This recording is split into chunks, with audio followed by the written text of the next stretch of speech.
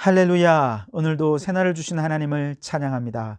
오늘은 찬송가 117장 만백성 기뻐하여라. 우리 찬양을 하면서 하루의 문을 열어가도록 하겠습니다. 1절과 3절을 함께 찬송합니다. 만백성 기뻐하여라. 하늘의 평화가 점마귀 권세 이기고 우리를 구했네. 구세주 탄생하심을 다 함께 기리세. 오 기쁘다 반가운 소식 주 오셨네. 땅 위에 평화 내려주시네. 그 천사들이 전한 말 무서워 말아라. 동정녀 몸을 빌려서 주 탄생하셨네. 저 하늘에 영광 영광 땅에는 평화라. 오 기쁘다 반가운 소식 주 오셨네. 땅 위에 평화 내려주시네. 아멘. 오늘 우리에게 주시는 하나님의 말씀은 빌립보서 4장 1절에서 3절까지 말씀입니다. 빌립보서 4장 1절에서 3절 말씀을 봉독해 드립니다. 그러므로 나의 사랑하고 사모하는 형제들, 나의 기쁨이요 면류관인 사랑하는 자들아, 이와 같이 주 안에 서라. 내가 유오디아를 권하고 순두개를 권하노니 주 안에서 같은 마음을 품으라. 또 참으로 나와 멍에를 같이 한 내게 구하노니 복음에 나와 함께 힘쓰던 저 여인들을 돕고 또한 글레멘드와 그 외에 나의 동력자들을 도우라. 그 이름들이 생명책에 있느니라. 아멘. 여러분, 오늘 이제 예수님이 탄생하기 하루 전 성탄 이브입니다. 오늘 이날 마라나타 주님 어서 오십시오. 주님을 기쁨으로 맞이하고 환영할 마음의 준비하면서 오늘 이 하루도 기쁨 가득한, 또 기대와 설렘 가득한 이 하루를 보내실 수 있기를 바랍니다. 바울이 설립한 많은 교회들 가운데 빌립보 교회는 아주 특별한 교회였습니다. 그래서 빌립보 교회를 생각할 때마다 감사가 넘치고 기쁨으로 기도하게 되는 영적 교제가 있는 교회였죠. 그것은 비록 지금 빌립보 교회가 율법주의자들로 인해서 갈등이 있고 투기와 분쟁으로 복음을 전하는 순수하지 못한 마음을 가진 사람들도 분명 교회 안에 존재하긴 했지만, 그럼에도 불구하고 누구보다 바울을 사랑하는 마음으로 걱정해주고, 그래서 에바브로 디도를 보내서 감옥에 있는 바울을 돕게 하고 선교비까지 보내서 바울의 복음 사역을 도왔기 때문에 빌립보 교회는 바울에게 아주 특별할 수밖에 없었죠. 그래서 지금 갈등과 고난 속에 있는 빌립보 교회 성도들이 사람 바라보지 말고 상황을 보지도 말고 저 마지막 날 하나님께서 주실 상급 이것만을 표대로 삼아서 이 위기를 잘 극복해서 교회가 하나 되고 복음이 전진해 나가기를 소망한다. 이것이 빌립보서의 핵심 메시지입니다. 자, 이런 마음으로 바울은 이제 서신의 막바지에 빌립보 교회 성도들에 향해 몇 가지 권면을 하는데요. 오늘 짧은 말씀이지만 한 3가지 정도 권면의 말씀을 들을 수 있습니다. 우선 첫 번째로는 주 안에 서라, 그렇게 권면을 합니다.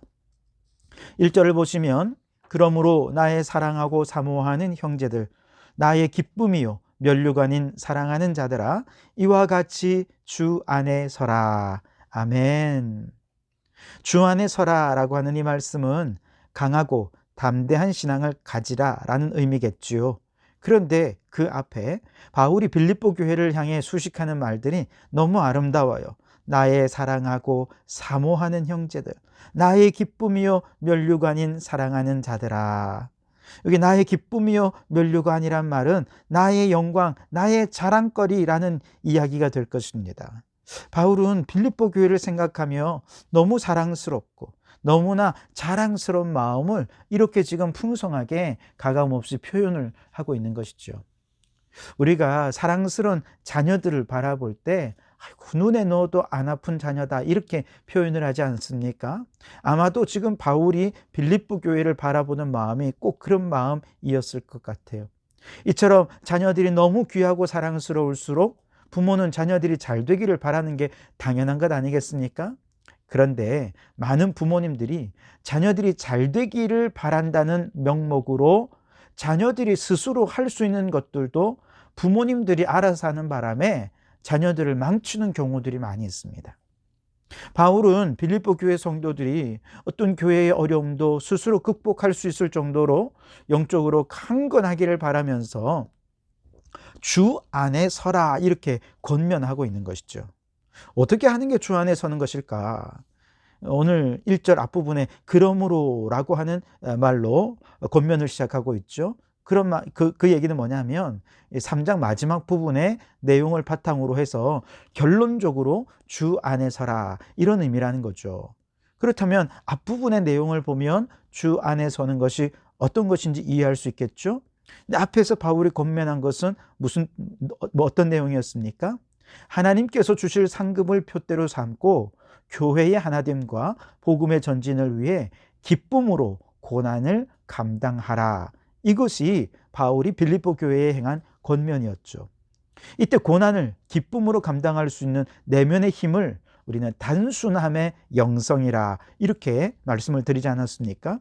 결국 주 안에 서라라고 하는 것은 저 부르심의 상을 표대로 보고 바라보는 단순함의 영성, 그 내면의 단단한 힘으로 오늘 어떤 고난 속에 있다 하더라도 두려움이나 흔들림 없이 강하고 담대하게 물러서지 말고 표대를 향해 전진해 가라라고 하는 의미가 담겨져 있을 것입니다.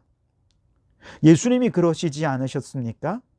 십자가의 사명을 향해 나아갈 때 할 수 있으면 이 고난의 잔을 비껴가게 해달라고 그렇게 간절히 기도하셨지만 기도를 하면 할수록 아버지의 뜻이 분명해지는 거예요. 표대가 분명해지고 목적이 확고해지니까 예수님은 표대를 향해 나아가는데 사람들의 조롱과 비웃음, 수치와 모욕, 채찍질과 가시면류관, 물과 피를 다 쏟아내는 그 처절한 고난의 잔을 한치의 물러섬도 없이 끝까지 감당하셨거든요. 그 결과 우리에게 구원의 길이 열려지게 된 것 아니겠습니까? 이것이 바로 주 안에 서는 것이지요. 물러섬 없이 표대를 향해 전진해 가는 것 말이죠. 그러므로 여러분, 우리도 저 부르심의 상을 표대로 삼고 오늘 예수 믿는 것 때문에 고난받는 거 두려워하지 말고 흔들리지도 말고 주 안에 굳게 서서 표대를 향해 전진해가는 우리 성도들이 되실 수 있기를 바랍니다. 두 번째 바울의 권면은 역시 주 안에서인데 같은 마음을 품으라 하는 것입니다. 2절을 보시면 내가 유오디아를 권하고 순두개를 권하노니 주 안에서 같은 마음을 품으라 그렇게 말씀을 하시죠. 자, 유오디아와 순두개는 빌립보 교회의 아주 유력한 지도자들이었습니다. 그런데 이들 사이에 불화가 있었던 것이죠. 왜 이런 불화가 있었느냐? 불화의 원인은 서로 마음이 달랐기 때문이라는 거예요. 그래서 교회의 두 지도자들의 마음을 같은 마음을 품으라고 권면을 하는 것이죠. 사실 교회의 지도자 사이에 불화가 있으면 교회가 전체적으로 매우 부정적인 영향을 받을 수밖에 없습니다. 사실 우리도 신앙생활을 하다 보면 본의 아니게 성도들 간에 적지 않은 갈등과 다툼을 겪을 때가 있지 않습니까? 왜냐하면 하나님께서 너무 많은 사람들 정말 다양하게 다양한 가치, 다양한 생각을 가진, 다양한 성격을 가진 성도들을 창조하셨기 때문에 서로 다른 점이 있다는 건 너무 당연한 것 아니겠습니까? 심지어 사랑해서 하나가 된 부부 사이에도 한 마음을 가지기 힘들어서 많은 갈등을 겪곤 하지 않습니까? 하물며 서로 다른 배경에서 살던 사람들이 지금 교회라고 하는 울타리에 모여 있게 되면 서로 다름이 드러날 수밖에 없죠. 그렇게 서로의 다름을 조율하는 과정에서 여러 가지 갈등이나 불화가 있을 수밖에 없는 것입니다.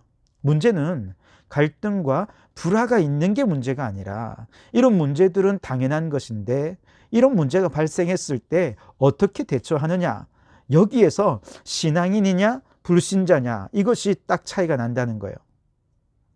적어도 우리가 신앙인이고 그리스도인이라고 한다면 단지 서로에 대해 섭섭한 마음이나 상한 감정만을 가지고 서로를 대하는 것이 아니라 주님의 마음을 품고 대할 수 있어야 한다는 것이죠.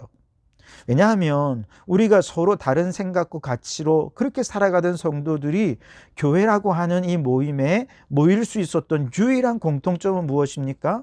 바로 예수님을 믿었다는 이 한 가지입니다. 그렇기 때문에 서로 다른 생각, 서로 다른 가치관을 가진 사람들일지라도 우리가 주님의 마음을 품을 수 있다면 우리는 얼마든지 주 안에서 같은 마음을 품을 수가 있게 되고 하나가 될 수 있게 되는 것이죠. 그런데 그 예수님의 마음은 어떤 마음입니까? 빌립보서 2장에 보면 겸손한 마음이라 그랬어요. 하늘 보좌를 버리고 종의 형체를 가지시고 죽기까지 아버지의 뜻에 복종하신 예수님의 겸손, 이 마음이 예수님의 마음이라는 거예요. 에베소서 2장에 보면 예수님은 원수와도 같이 서로 으르렁대던 유대인과 이방인 사이에 높이 막힌 율법의 담을 십자가로 허시고 한 몸이 되어서 한 세 사람을 이루지 않았습니까? 바로 이렇게 자기 십자가로 벽을 허물고 담을 허물고 원수를 하나 되게 하는 것, 이것이 예수님의 마음이라는 것이죠. 그렇다면 우리가 주 안에서 같은 마음을 품으라, 이 말씀은 십자가로 마음의 벽을 허물라는 것입니다. 아버지의 뜻에 내 뜻을 복종시키는 겸손한 마음을 품으라는 것이죠. 그러므로 성도 여러분, 교회 안에 성도들이 서로 불화하고 갈등하는 것, 여러분 그건 어쩔 수 없는 일입니다. 그리고 있을 수 있습니다. 중요한 건 어떤 태도로 그것을 대하느냐 하는 것입니다.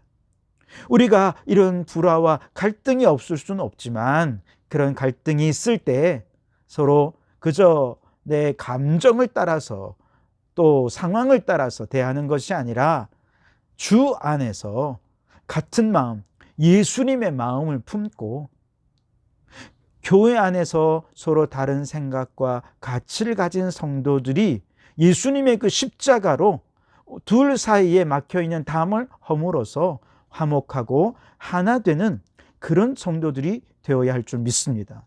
그렇게 우리 성도교회 안에 예수님의 마음이 풍성한 교회가 되기를 주님의 이름으로 축원합니다.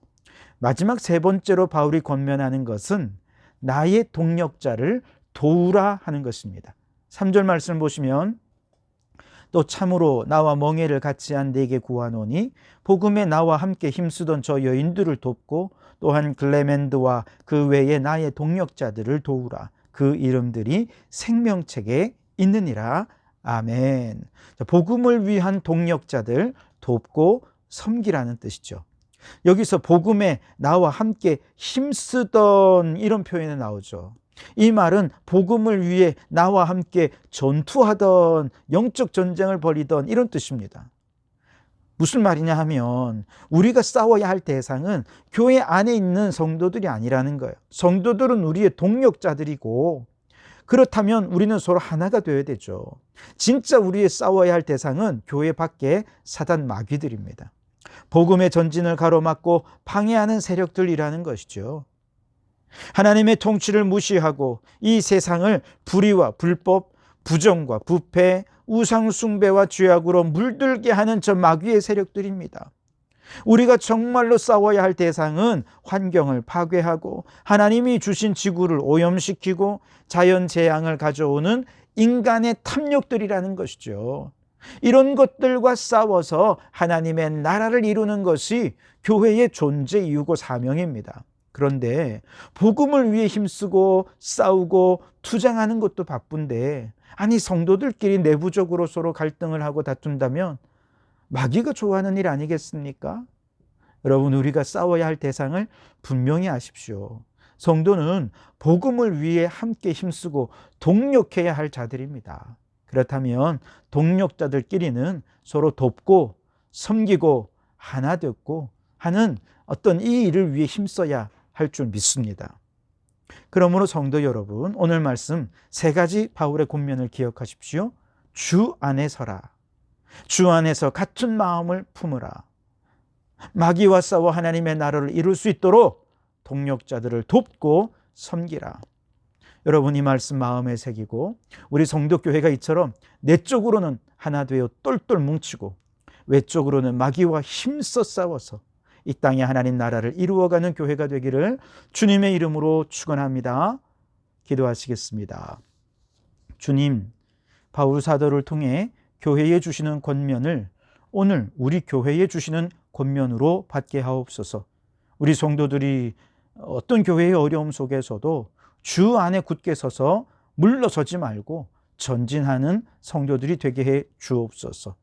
서로 생각과 가치가 다른 것을 발견했을 때 비난하고 정죄하기보다 십자가를 높이 들고 둘 사이를 가로막는 담을 허물고 주 안에서 같은 마음을 품는 저희들이 되게 해 주옵소서. 서로 동력하는 성도들끼리 돕고 섬기며 힘을 모아서 마귀 권세와 싸워 승리하는 우리 성도교회가 되게 해 주시옵소서. 예수님 이름으로 기도하옵나이다. 아멘.